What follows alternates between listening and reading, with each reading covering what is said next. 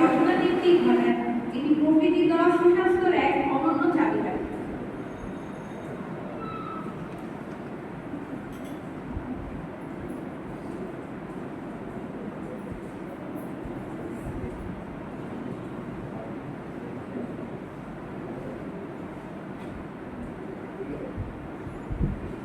ফল মানেই সচেতনতা, সতেজতা, ফল মানে প্রাণ।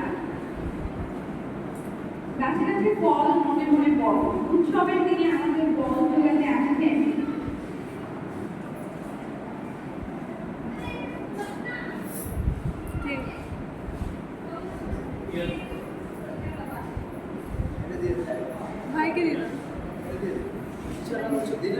জনাব আলমগীর কবির ভাই, সাধারণ সম্পাদক বাবা, প্রতিষ্ঠাতা